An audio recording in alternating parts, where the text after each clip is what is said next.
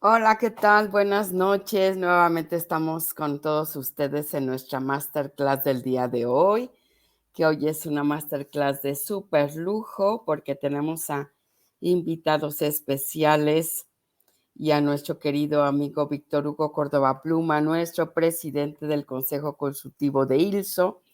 Pero antes de dar a conocer y de iniciar nuestra masterclass, queremos nuevamente invitarlos. Mañana es nuestra última masterclass del mes de octubre, en la cual estamos festejando a todos los médicos y a toda la comunidad ILSO. Y vamos a tener manejo quirúrgico del paciente con obesidad a las 8 de la noche. Esperamos contar con su presencia el día de mañana. También queremos nuevamente invitarlos a nuestro cuarto Congreso Internacional de Medicina de la Obesidad del 5 al 8 de diciembre. Recuerden que tenemos becas completas y solamente poniendo en nuestro Face y en los comentarios CIMO 2022 para que les demos toda la información correspondiente y puedan otorgarles las becas. También tenemos nuestro diplomado de micronutrición. Ya hemos comentado varias ocasiones en esta semana que es de verdad algo que está en la actualidad muy de mucho interés, muchos beneficios en la salud, en todas las especialidades, cardiología, geriatría, etcétera. Inicia 7 de noviembre del 2022. Ya estamos con inscripciones abiertas y si ustedes ponen en el Face la palabra micro, se les otorgará media beca. Recuerden, igual que les hemos comentado, que pues el único requisito es la credencialización, en la cual tendrán muchos beneficios, entre ellos pues acceso a todas nuestras actividades académicas y con posibilidades de beca, de tal manera que los esperamos y escríbanos por favor en el Face CIMO 2022 o Micro. Muchas gracias. Y bueno, ahora sí vamos a entrar en materia. De verdad, como les comento, tengo el súper gusto de presentar a nuestros dos magníficos ponentes del día de hoy que nos hablarán de síndrome metabólico. En primer lugar, la doctora Carla Martínez Goñi. La doctora Carla es médico internista, egresada del Hospital Español de México. Además, cuenta con la especialidad en endocrinología, egresada del Centro Médico Nacional ISSSTE 20 de noviembre. Cursó el diplomado en alta especialidad en diabetes y es egresada del Centro de Diabetes de la Universidad de Yale en New Haven, Connecticut. Ha sido profesora de pregrado de la Escuela de Medicina de la Universidad Panamericana y en la Facultad Mexicana de Medicina de la Universidad La Salle. Actualmente realiza su práctica laboral en el Hospital San Angelino Universidad, en donde formó la jefatura de enseñanza y abrió el programa de internado de pregrado. Como ustedes ven, pues una gran educadora, una gran internista y especialista pues en estos temas que nos atañen mucho. Asimismo está con nosotros el doctor Víctor Hugo Córdoba Pluma, que seguramente ustedes ya conocen, nuestro presidente del Consejo Consultivo de nuestro Instituto Latinoamericano de Sobrepeso y Obesidad. Y pues miren, podría yo pasar prácticamente toda la hora diciendo su currículum de nuestro gran líder, Víctor Hugo. Sin embargo, bueno, les hicimos un pequeño resumen para su presentación. Víctor Hugo Córdoba Pluma es egresado de la Facultad de Medicina de la UNAM, con especialidad en medicina interna y maestro en medicina por el Centro Nacional Siglo XXI del IMSS. Además cuenta con una especialidad en recursos humanos por el Instituto Nacional de la Administración Pública y es egresado del programa de alta dirección y del posgrado para la formación de miembros de Consejo Empresarial en el IPADE Business School. Como miembro de la Sociedad Científica, obtuvo la medalla Gustavo Vaz Prada y la beca permanente del CONACYT.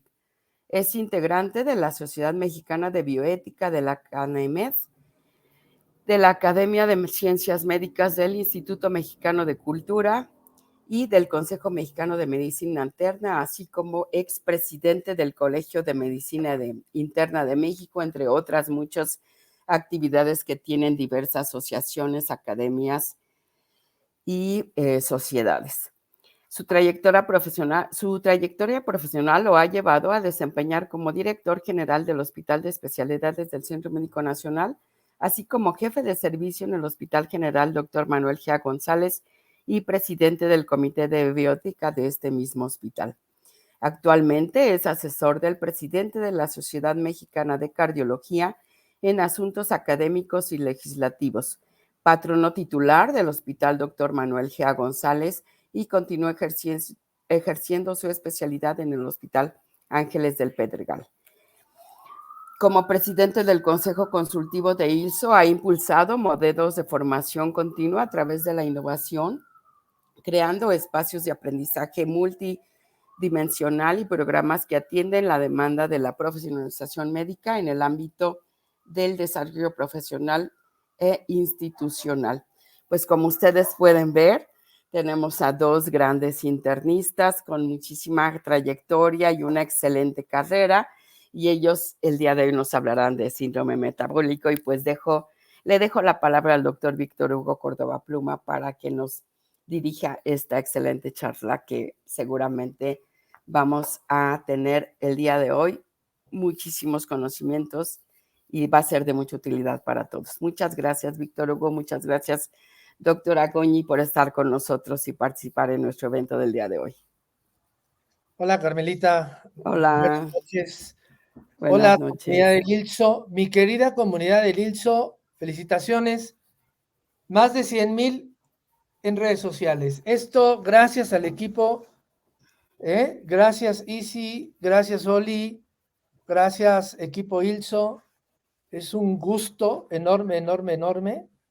Gracias a Carmen, que está a cargo de los egresados y de la parte vinculación.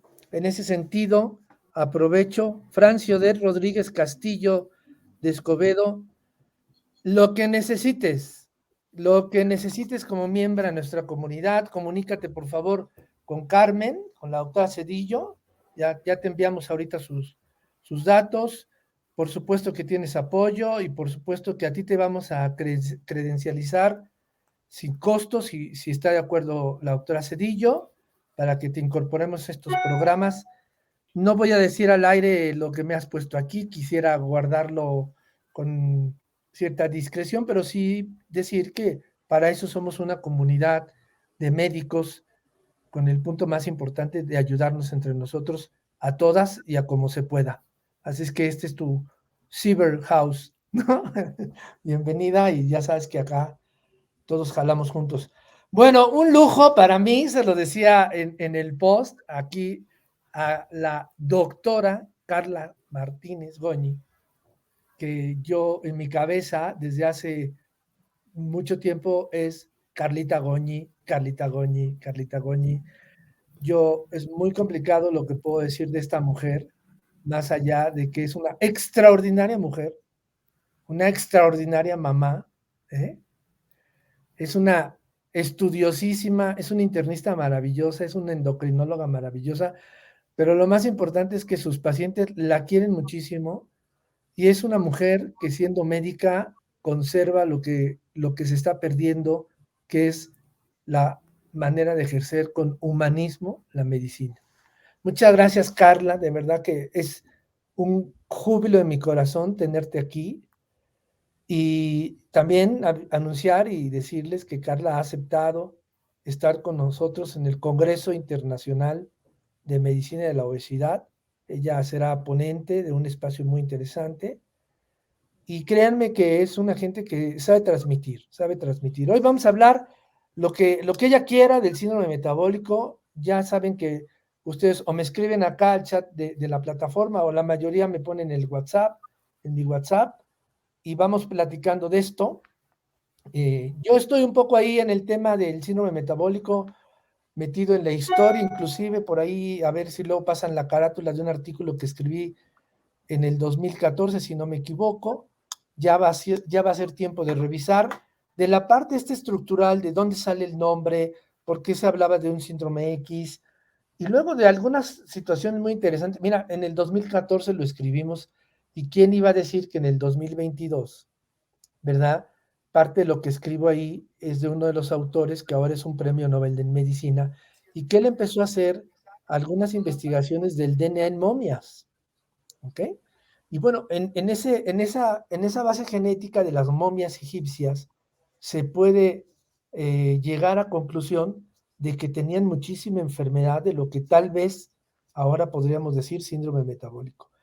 Ese es un mundo impresionante, al final es inflamación, inflamación, inflamación, inflamación, con una supraselección de receptores posteriores y que todos los médicos cuando estamos enfrente de un paciente, pues vienen algunas cosas que al final le vamos a pedir a la doctora Martínez Goñi que si nos ayuda a entender, porque creo que gran parte de lo que debemos de aterrizar es que sobre síndrome metabólico se escribe mucho, se puede leer mucho, pero lo hemos medido, el concepto elemental, la parte elemental de dónde parte y por qué se llama metabólico y por qué es un síndrome, esto lo ha trabajado muchos años Carmen Cedillo con sus alumnos en el Hospital General, no está puesto, ¿sabes? No está puesto.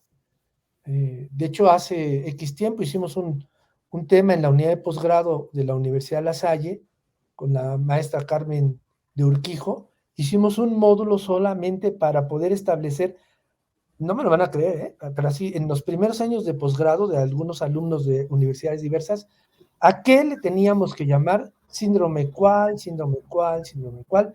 ¿Cuáles eran las enfermedades mixtas? ¿Cuáles eran las enfermedades de moléculas de transición? ¿Cuáles eran las enfermedades de moléculas huérfanas? Y en este tema educativo totalmente, que mi preocupación en ese momento eran nuestros internos de pregrado, tuvimos que dar marcha atrás y empezar a volver a explicar de dónde vienen las cosas. Así es que en ese sentido, Carla nos va a ayudar mucho a entenderlo. Muy, muy bienvenida, Carla. Muchísimas gracias, Víctor Hugo, doctora Carmen Cedillo. Víctor Hugo, gracias por tus palabras tan bonitas. Ya no puedo hablar porque ya se me hizo ahora un nudo en la garganta.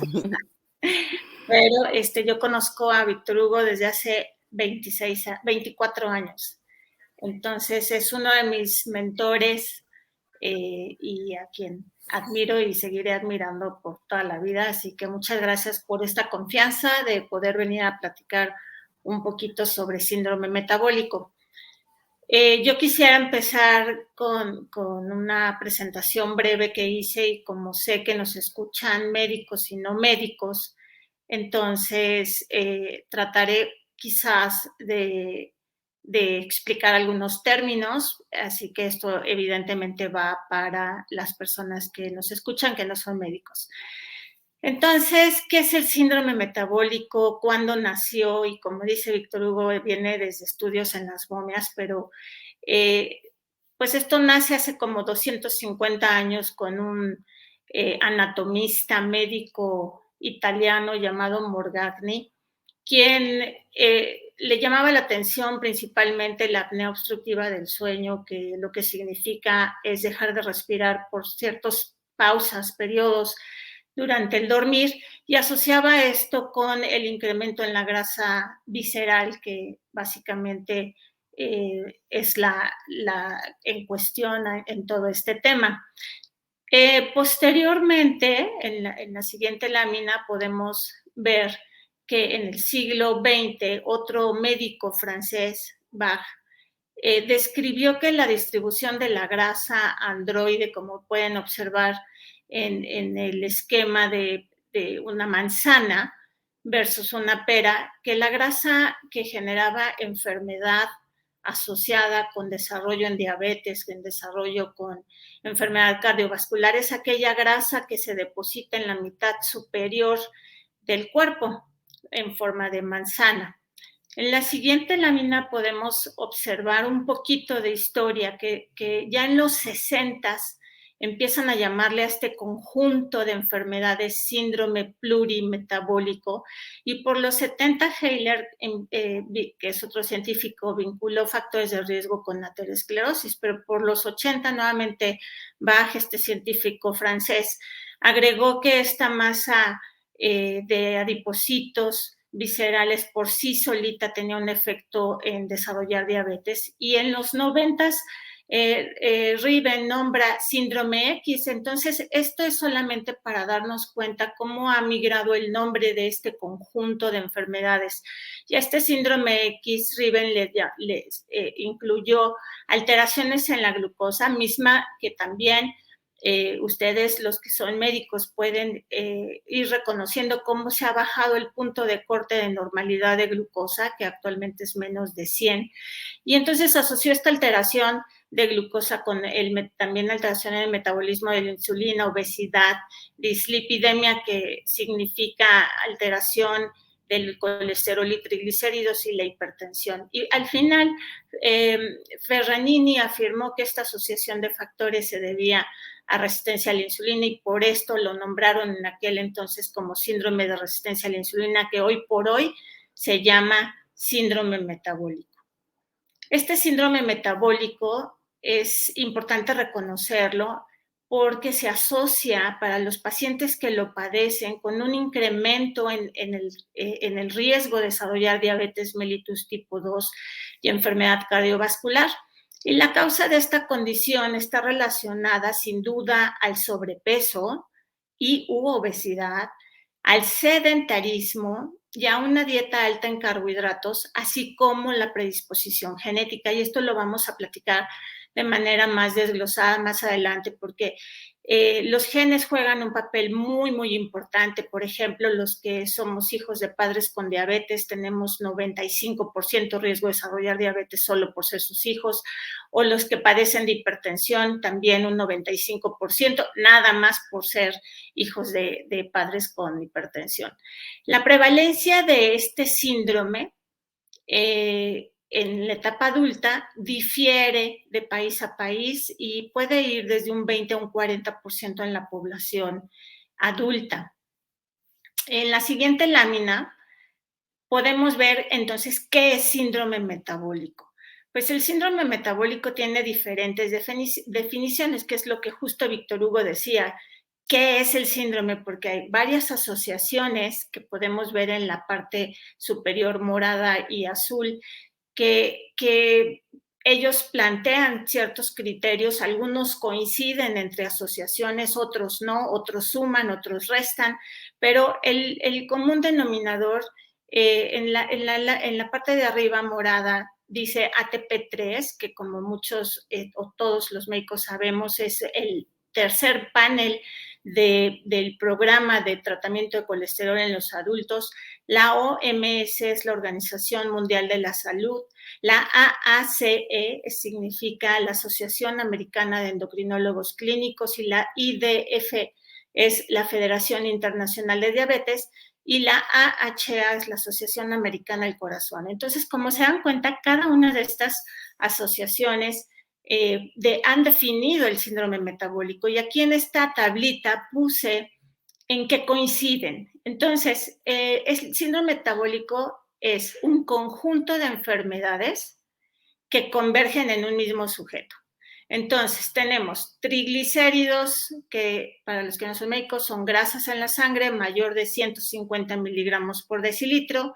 Tener el colesterol bueno, que es el cardioprotector, que se llama HDL, menor de 40 miligramos por decilitro en varones y menor de 50 en mujeres. Hipertensión o presión arriba de 130/85. La Organización Mundial de la Salud aquí involucra ya una resistencia a la insulina calculada. La glucosa en ayuno que esté mayor de 100 miligramos por decilitro a 125, porque 126 ya sería diabetes. Y mucho ojo, la obesidad abdominal, que, por ejemplo, la Asociación Americana del Corazón dice que un hombre que tiene una circunferencia de la cintura mayor de 90 centímetros y una mujer arriba de 80, eso ya es obesidad abdominal. Microalbuminuria, que es la presencia de proteínas en la orina, este criterio nada más lo toma en cuenta la Organización Mundial de la Salud. Y después, para saber si tú como paciente o familiar de alguien enfermo tiene síndrome metabólico, es tener 3 o más criterios de estos que acabamos de mencionar. La que sigue, por favor. Pero ¿qué tenemos aquí en México?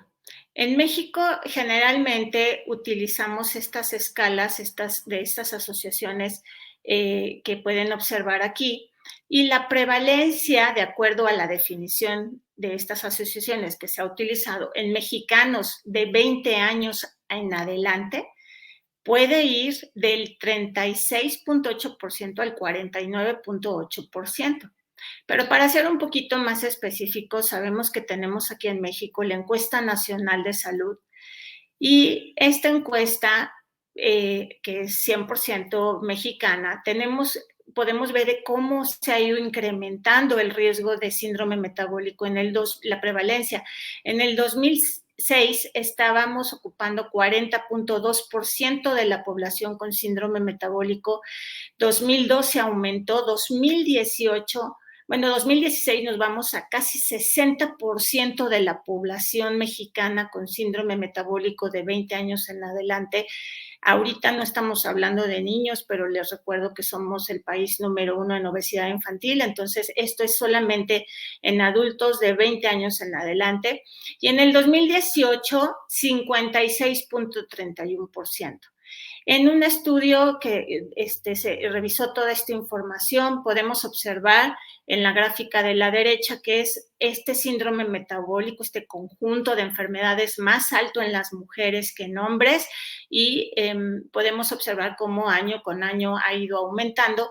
Y de todos estos criterios que mencioné anteriormente, el componente más prevalente del síndrome metabólico fue la obesidad abdominal.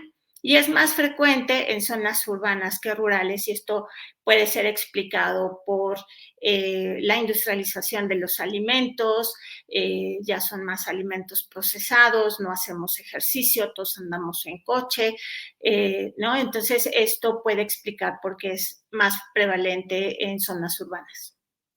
La que sigue, por favor. Pero bueno, entonces, ¿qué es sobrepeso u obesidad según el índice de masa corporal? Que para la gente que no es médica es muy fácil de calcularlo. Divides tu peso entre tu estatura en metros al cuadrado, y esto nos da el índice de masa corporal. Y se dice que un paciente está con desnutrición o bajo peso cuando el índice está por debajo de 18.5 kilos por metro cuadrado de superficie corporal. Estamos en un peso ideal de 18.5 a 24.9 kilos por metro de superficie corporal. Sobrepeso ya es 25 a 29, 30 ya es obesidad, y dentro de esto se subclasifica en obesidad grado 1, 2 y 3, recordando que, bueno, pues la obesidad grado 3 implica inclusive riesgo de muerte súbita. La que sigue, por favor. Pero también es muy importante saber cómo medirnos la cintura. Para la gente que no es médica, bueno, pues es primero, ¿por qué es importante medirnos la cintura? Bueno, pues esto se utiliza para identificar este mayor riesgo relativo para desarrollar complicaciones que voy a platicar ahorita en las siguientes láminas con la obesidad. Repito, la Asociación Americana del Corazón es más estricta y dice que los hombres mayores de 90 centímetros y las mujeres arriba de 80. Y esto lo propone el Consenso Nacional de Salud de 102-80. Yo me quedaría en un 90 y un 80 respectivamente. ¿Cómo se mide la cintura? Entonces podemos ver en la figura que debemos de localizar la última costilla, o como le llamamos, reborde costal, y debemos de localizar los huesitos, la cresta ilíaca, y el punto medio entre el reborde costal y el borde superior de las crestas ilíacas, ahí es a donde vive la cintura o vivió la cintura en algún momento. El 65% de las personas que tienen obesidad reconocen que es una enfermedad, y esto es algo bien importante porque un 35% dicen que son gorditos saludables y que esto es así y que no pasa nada. La que sigue, por favor. Pero entonces ya vimos qué es obesidad, qué es sobrepeso y qué complicaciones entonces están relacionadas con esto. Pues volvemos a lo que Morgagni dijo hace 250 años, la apnea obstructiva del sueño, que está asociada, el dejar de respirar por ciertas pausas, episodios en la noche, está asociada con arritmias, con falta de la memoria, con infartos. Y entonces esta es una de las complicaciones de la diabetes. La otra es elevación de colesterol, triglicéridos, que es la dislipidemia mixta, y todas las enfermedades cardiovasculares, que son hipertensión, enfermedad arterial coronaria, accidente cerebrovascular, que para la gente no médica son las embolias o los infartos cerebrales, insuficiencia cardíaca congestiva y embolia pulmonar. También se asocia con la colelitiasis, que es la formación de piedritas en la vesícula, y lo que estamos hablando repetitivamente, el desarrollo de diabetes mellitus tipo 2, cáncer también está asociado con obesidad, y osteoartritis, que es inflamación de las articulaciones. Pero no nada más nos quedamos con esto, sino que el problema del sobrepeso y la obesidad ha disminuido la esperanza de vida. Y aquí vemos que la gente que estamos casi en peso ideal, antes de llegar al 25, podemos llegar a alcanzar una edad de 70 años, aproximadamente un 80% de los que estamos en este rango. Pero cuando ya hay una obesidad grado 1 de 35 a 40, más o menos el 60% de esta población en este rango tiene posibilidad de alcanzar a vivir 70 años, pero cuando ya hablamos de una obesidad mórbida de 40, 50 kilos por metro cuadrado de superficie corporal, baja hasta un 50% la probabilidad de que vivas hasta 70 años. Esto a partir de un índice ya de sobrepeso que es 25 kilos por metro cuadrado de superficie corporal. Por cada 5 kilos de incremento sobre este valor, hay un aumento del 30% en la mortalidad general. La que sigue, por favor. Entonces, ¿qué es lo que tenemos que hacer con el síndrome metabólico? Primero, es individualizar a cada paciente, porque como ya se dieron cuenta, hay muchas definiciones. Tenemos que optar por las que pues estudios epidemiológicos han utilizado, como la de la Federación Internacional de Diabetes, como la de la Asociación Americana del Corazón. Y entonces tenemos que individualizar a cada paciente e identificar qué criterios componen en ese paciente su síndrome metabólico para que, por ejemplo, si tiene diabetes, intensifiquemos su control, expliquemos, invirtamos tiempo en decirle al paciente cuáles son sus metas metabólicas a alcanzar, si es hipertenso también, es decir, estos factores pues nos podemos llevar 5 o más horas platicando qué se tendría que hacer por cada criterio, pero aquí lo importante es que el médico tratante del paciente identifique e intensifique el tratamiento de cada criterio para mantenerlo lo más estable posible. No, la anterior, por favor.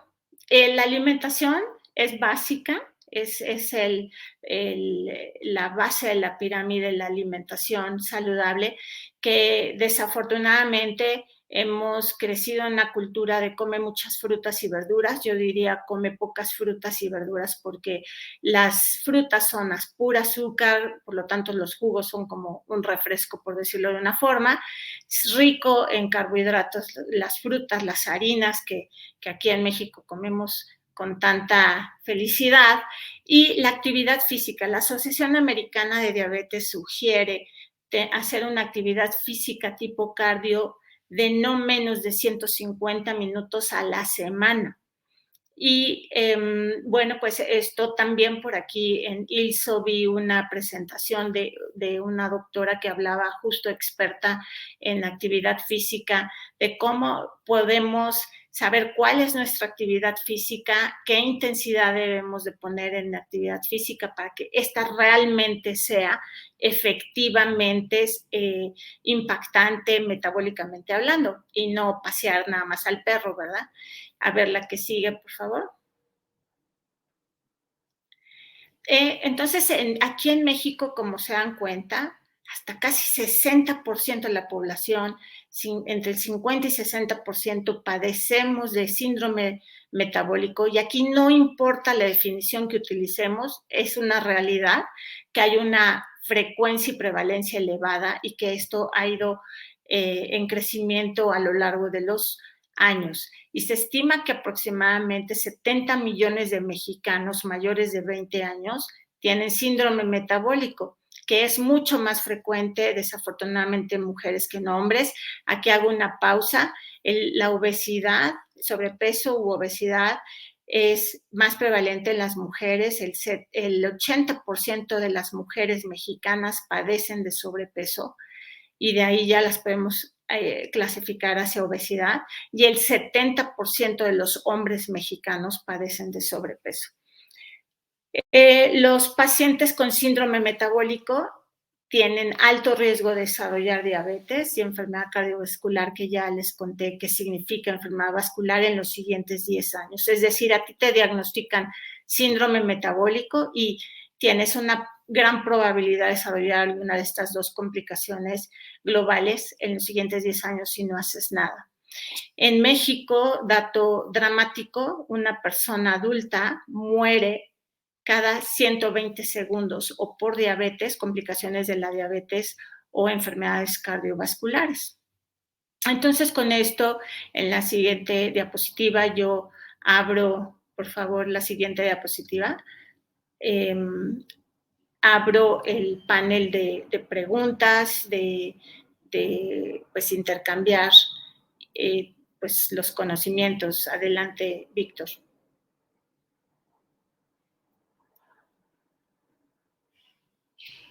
Muchas gracias, muchas gracias. Bueno, creo que hay muchas ideas que nos has ayudado a aclarar aquí. Y la primera circunstancia es, ¿cuál es tu opinión cuando la gente y muchos médicos también dicen, a ver, no puedo integrar el síndrome metabólico porque este paciente sí tiene la glucosa alta, sí tiene problema de hipertensión, pero no tiene obesidad? ¿Cuál sería tu recomendación tanto en concepto como en definición? El síndrome metabólico no solamente es de pacientes con sobrepeso u obesidad. ¿Esto qué quiere decir? Que un paciente delgado, inclusive con su índice de masa corporal ideal, un peso ideal, puede tener síndrome metabólico. O sea, la grasa visceral en los estudios hechos aquí en México muestran que es el criterio más prevalente. Sin embargo, no es lo que es obligatorio para el criterio de diagnóstico.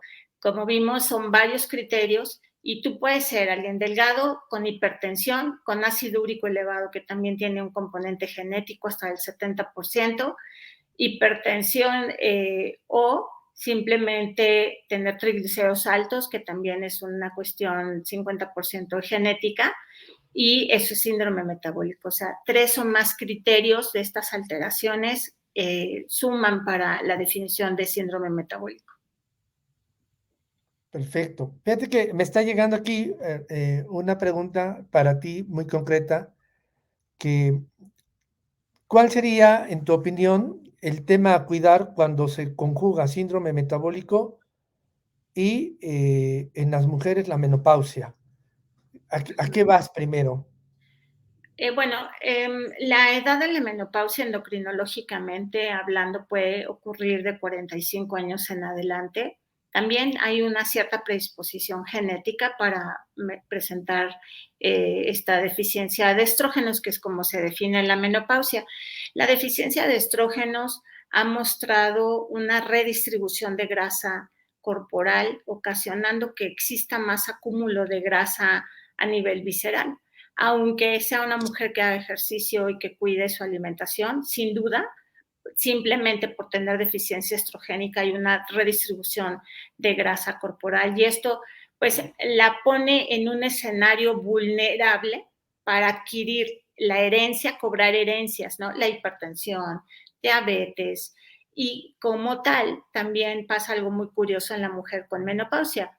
En la mujer con menopausia, generalmente por la edad, hay algunas 50, o en el periodo perimenopáusico 55, ya no tienen la misma actividad que tenían. Ejemplo, mujeres que trabajaban, que ahora en la menopausia están jubiladas, ya no tienen el mismo ritmo de movimiento por el trabajo, los hijos, llévalos a la escuela, o sea, son más activas las mujeres en la premenopausia que en la menopausia. Entonces se van sumando deficiencia estrogénica, disminución en la movilidad y periodo vulnerable para cobrar la herencia de enfermedades como hipertensión, diabetes.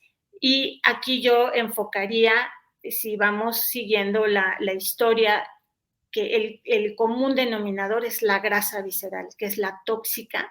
Y entonces, nuevamente, la base es, si vas a entrar a la menopausia, llega con el mejor peso que puedas y con la mejor actividad. O sea, si no hacías, haz.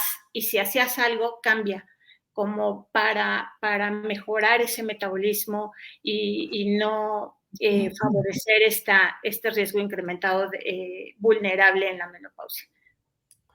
Sí, sin duda es un concepto real que nos cuesta trabajo a los médicos, ¿verdad?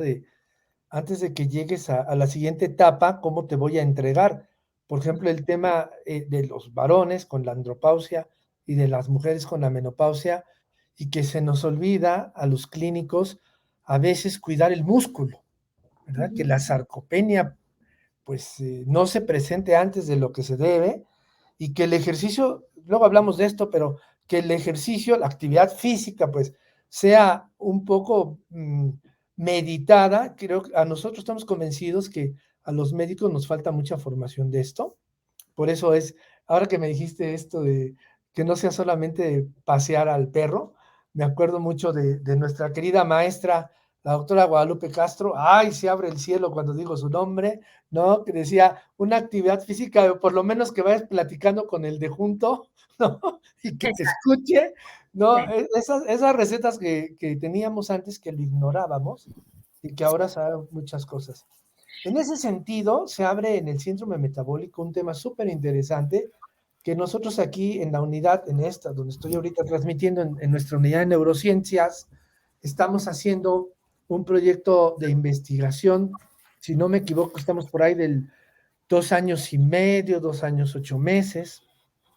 De hecho, lo presentamos un previo en el Congreso de Medicina Interna de hace 2 años, con pacientes que tienen síndrome metabólico, tanto hombres como mujeres, síndrome metabólico con todos los criterios, obesidad, y que poco a poco han empezado a desarrollar, abren con trastorno del sueño, y que hoy por hoy tienen depresión, pero que aquí, depresión tal cual, el criterio de psiquiatría evaluado por 2 psiquiatras, y que cuando nosotros hacemos aquí la medición de lo que hacemos, que son los mapeos cerebrales en 4ª dimensión, con resonancias magnéticas funcionales y la situación de reconectividad o poda cerebral, nos damos cuenta que estos pacientes, con las características que hemos dicho, tienen 2 características.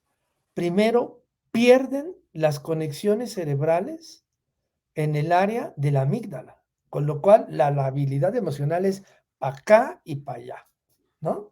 Y segundo, que la depresión se acompaña con una saturación del receptor, y entonces los antidepresivos no funcionan como deberían hasta que los o las pacientes pierden grasa visceral. ¿Y qué quiero decir con esto? Que la grasa visceral, hay ocasiones donde los médicos le desdeñamos un poco, pero es un órgano endocrinológico brutal. ¿Quieres ayudarnos a algo de esto de recomendación para nuestros colegas con el tema de, por favor, vean este punto de la grasa metabólica y cómo lo pueden hacer de manera fácil en su consultorio? Y luego, bueno, sabemos que hay muchas maneras, pero tenemos que hacernos la vida con el consultorio, ¿no? ¿Qué opinas, mi querida doctora? Bueno, pues sin duda sabemos que hay 2 tipos de adipocitos, que son los adipocitos de la grasa visceral y que son los secretores, de pues varias sustancias factor de necrosis tumoral y otras interleucinas que son inflamatorias y que justamente son las que causan toda esta aterosclerosis, ¿no?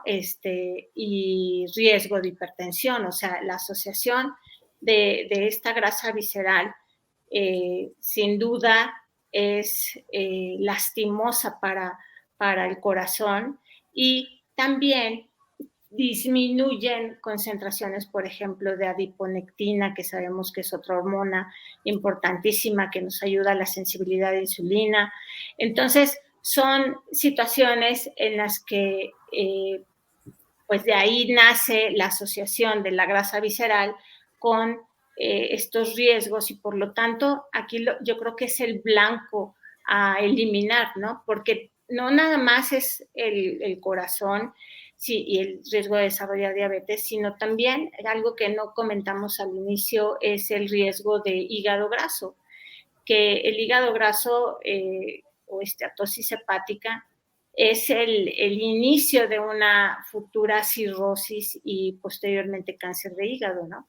Entonces, la grasa visceral es la que debemos de tratar sin duda, pero eso, el pilar del tratamiento nuevamente es el plan de alimentación bajo en carbohidratos, tanto simples como complejos, y el hacer una actividad física para todo esto, mejorar la sensibilidad a la insulina, el ejercicio tipo cardio.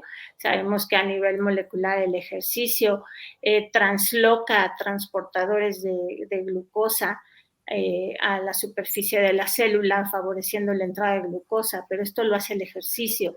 Entonces, hay que saber qué tipo de ejercicio, que en este caso es tipo cardio, y sin duda el plan de alimentación. Tenemos ayudas que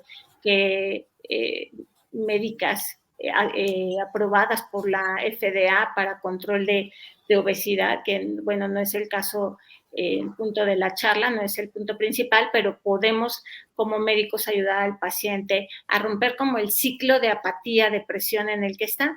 Hay que recordar que detrás de un paciente con sobrepeso o obesidad, el 80% padecen de ansiedad o depresión. Entonces, lo que mencionabas, ¿no? Pues estos receptores a nivel cerebral mejoran cuando disminuye la grasa visceral, pues no lo dudo ni tantito, ¿no? Porque sí hay una asociación directa, es un círculo, ¿no? Un paciente, por ejemplo, en la menopausia, en la andropausia, que por deficiencia estrogénica o de testosterona tiene depresión, no se mueve, ya no tiene esas ganas de hacer ejercicio, empieza a comer más, ya no se gusta, empieza a lastimarse la autoestima, empieza la osteoartritis, ya no se puede mover. Entonces, esta inmovilidad va generando más incremento en el peso. Entonces, creo que siendo muy puntual en la respuesta a esta pregunta, es enfocarnos en el principio. O sea, alguien que come como debe de comer y que hace un ejercicio como hábito, sin duda, independientemente de la predisposición genética, estará en mejores condiciones para enfrentar estos genes que nos hacen favor de heredar, ¿no? Claro.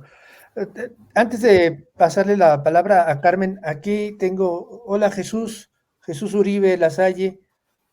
Claro que me acuerdo de ti y sobre todo me acuerdo de lo guerroso que eras en el salón, pero bueno, ya sé que ahora eres un médico muy importante.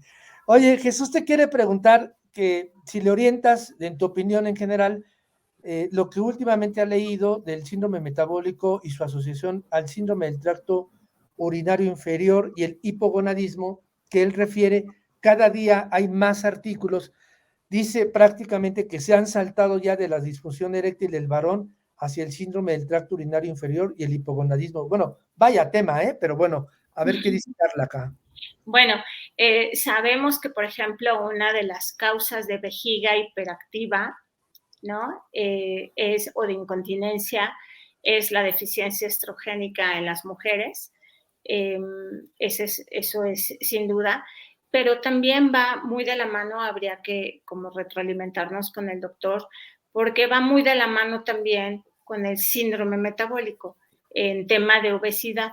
o sea, esto es como, puede prevalecer también en mujeres delgadas, que está mucho en asociación a si tuvieron partos, cuántos partos, o por vencimiento del piso pélvico, pero en tema específico de hipogonadismo, que para los que no son médicos y nos están escuchando es la andropausia o la menopausia, sí hay una alta asociación, pero por ejemplo aquí yo lo que hago es que en mujeres sí tenemos que estar bien seguros que tengan un chequeo adecuado de glándula mamaria, de ovarios, de útero, para no favorecer el riesgo de un aparición de un cáncer o un crecimiento de un cáncer que tuviera oculta y la mujer, igual en la próstata.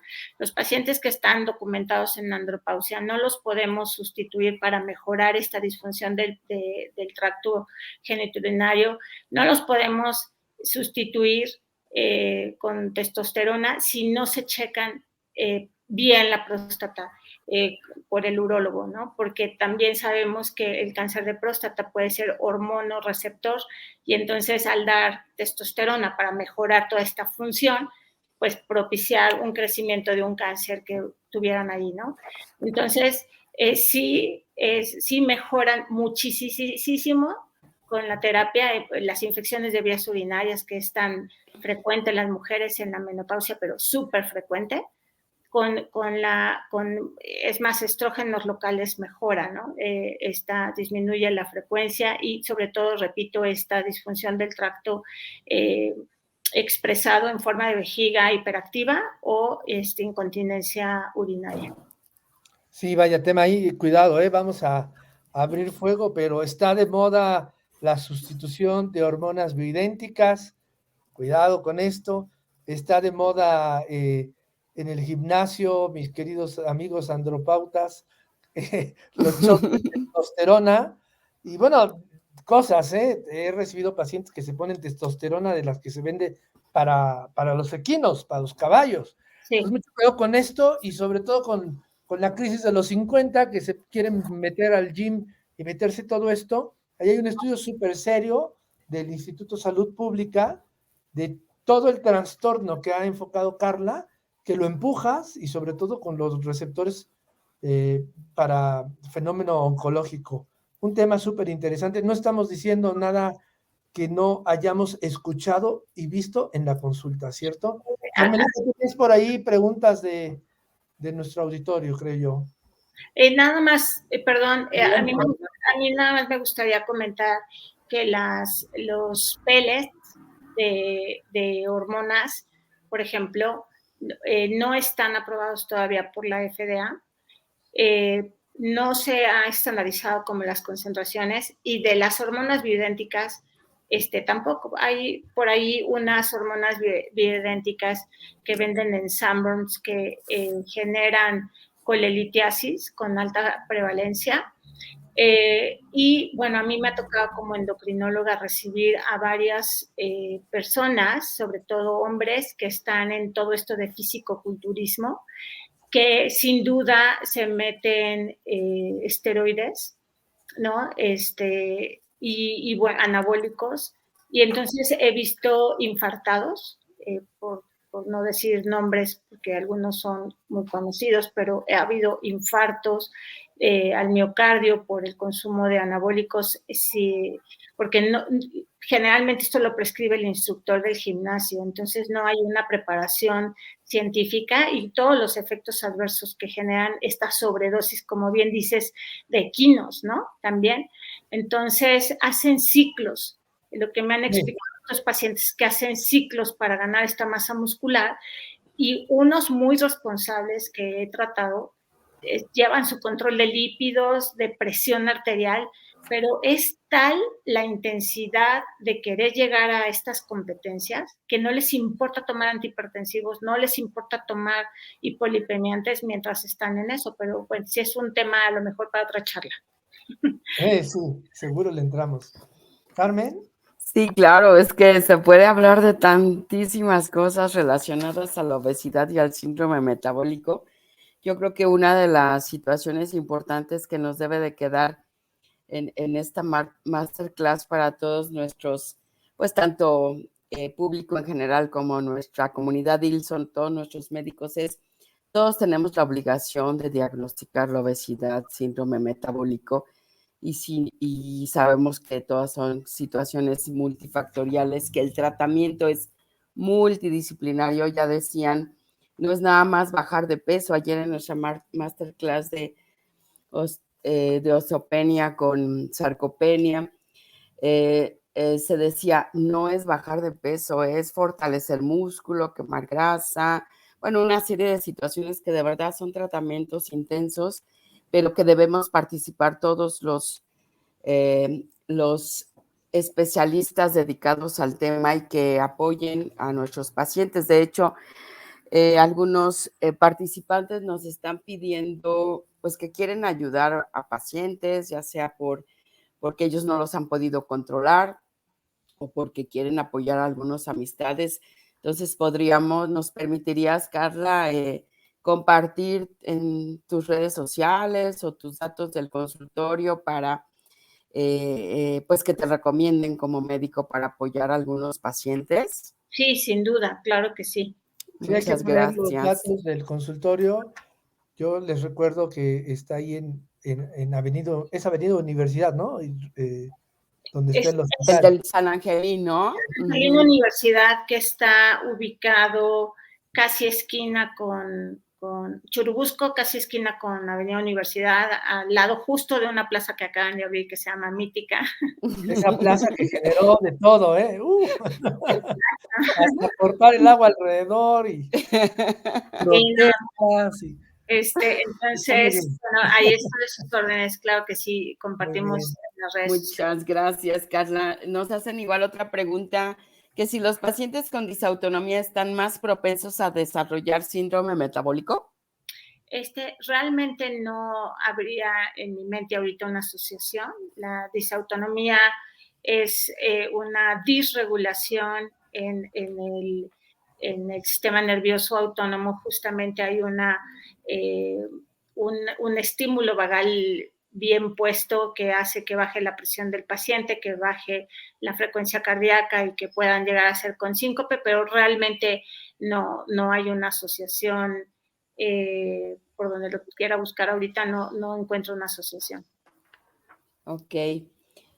También nos preguntan que, bueno, pues todas las pacientes menopáusicas sabemos que, bueno, la redistribución de la grasa y todas estas situaciones que se presentan, bueno, nos comentan que si junto con una dieta adecuada y el ejercicio, bueno, pueden llegar a mejorar esta distribución de grasa que condiciona la menopausia, y que si puede haber dislipidemia por alteraciones de la lipasa hepática, específicamente en las pacientes menopáusicas.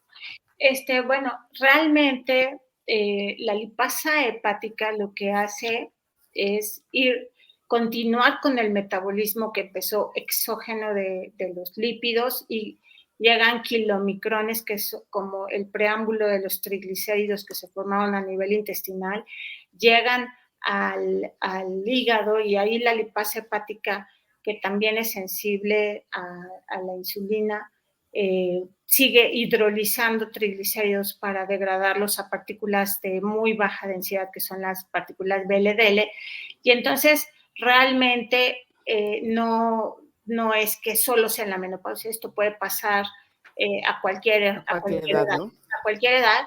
Y bueno, recordar que las mutaciones en la expresión genética o génica de estas enzimas puede ser hasta de un 50% para triglicéridos y 95% para las concentraciones de colesterol. O sea, hay gente muy delgada que come salmón y brócolis todos los días y tiene 300 de colesterol. Y hay gente que con hipertrigliceridemia o kilomicronemia familiar, o síndrome de kilomicronemia, que son tener triglicéridos muy elevados. Y bueno, pues aquí recordar que también son mutaciones, ¿no? Que no todo es nada más la alimentación o el estado hormonal en el que te encuentres, ya sea pubertad o menopausia o andropausia, sino son temas también de predisposición genética. Claro. También nos comenta una persona del público que, bueno, pues sabemos que es rarísimo en nuestro país, sobre todo, personas que tienen HDL alta. Ujú.